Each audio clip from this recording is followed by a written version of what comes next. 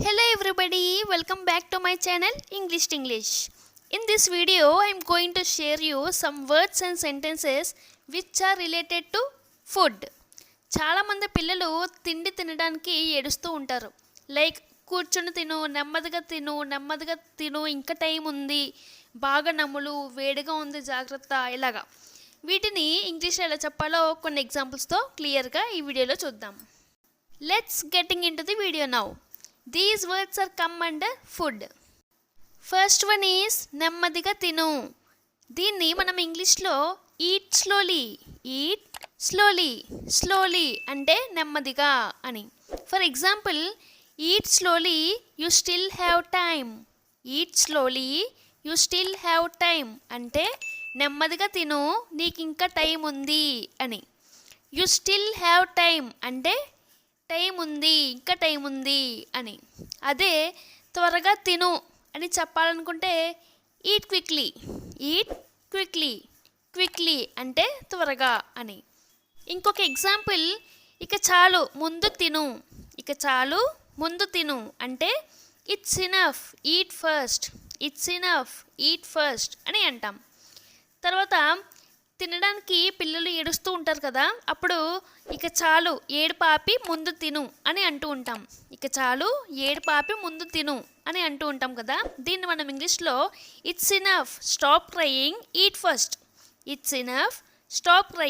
And eat first అంటే ఇక చాలు ఏడుపాపి ముందు తిను అని అర్థం.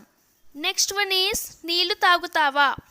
దీన్ని మనం ఇంగ్లీష్లో డూ యూ డ్రింక్ వాటర్ అంటే నీళ్లు తాగుతావా అని.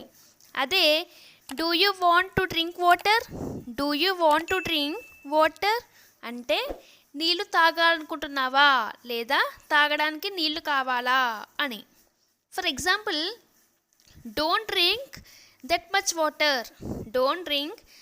మచ్ వాటర్ అంటే అన్ని నీళ్లు తాగకు లేదా అంత ఎక్కువ నీళ్లు తాగకు అని. పిల్లలు అన్నం తినేటప్పుడు నీళ్లు తాగేస్తూ ఉంటారు కదా, అప్పుడు ఇలా అంటూ ఉంటాం.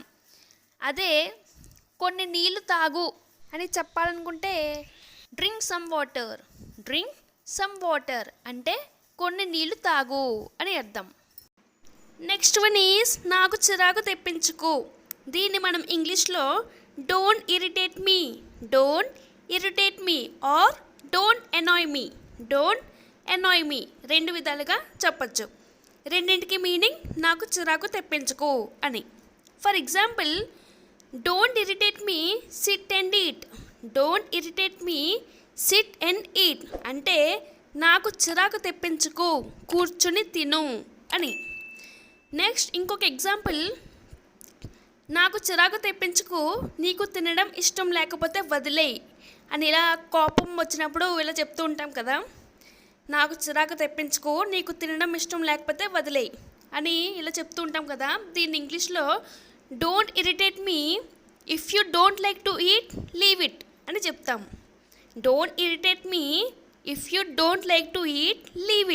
చెప్తాం. నెక్స్ట్ వన్ ఈస్ తినడానికి ఏమైనా కావాలా. దీన్ని ఇంగ్లీష్లో do you want anything to eat అంటే తినడానికి ఏమైనా కావాలా అని. అదే do you want to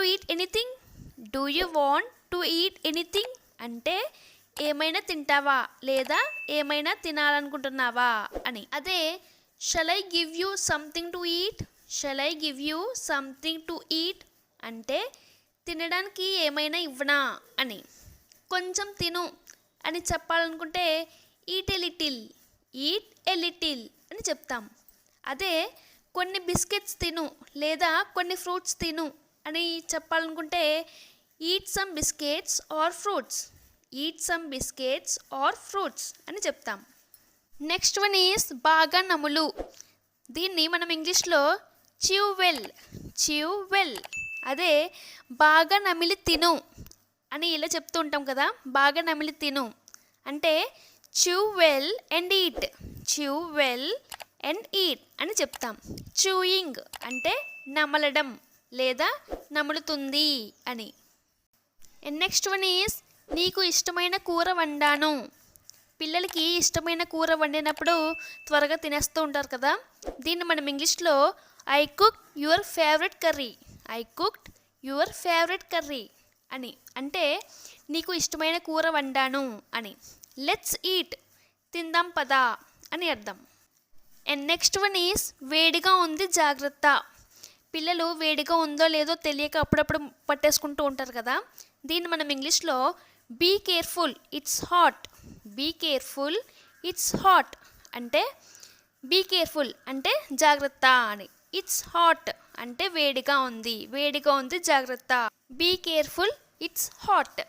for example, be careful the rice is hot, or be careful the curry is hot, or be careful the milk is hot అంటే rice వేడిగా ఉంది జాగ్రత్త, కూర వేడిగా ఉంది జాగ్రత్త, లేదా పాలు వేడిగా ఉన్నాయి జాగ్రత్త అని ఇలా అంటాం. అండ్ నెక్స్ట్ వన్ ఈజ్ నీకు నచ్చిందా. ఏదైనా కూర వండినప్పుడు నీకు నచ్చిందా అని అడుగుతూ ఉంటాం కదా. దీన్ని మనం ఇంగ్లీష్లో do you like, do you like అని అంటాం, అని అడుగుతాం. For example, do you like that curry, do you like that curry అంటే ఆ కర్రీ నీకు నచ్చిందా అని అడుగుతాం. And the last one is తిన్నాక ప్లేట్ సింక్లో పెట్టు, తిన్నాక ప్లేట్ సింక్లో పెట్టు అని ఎలా అంటూ ఉంటాం కదా. దీన్ని మనం ఇంగ్లీష్లో after eating put the plate in the sink, after eating put the plate in the sink, or after eating keep the plate in the sink. ఈ రెండిట్లో ఏదో ఒకటి చెప్పచ్చు. ఈ రెండిటికి మీనింగ్ తిన్నాక ప్లేట్ సింక్లో పెట్టు అని. That's all for today. Thank you so much for watching this video. If you like the video, please like, share and subscribe. We'll meet you in next video. Until then, keep supporting, keep learning, keep practicing. Bye bye.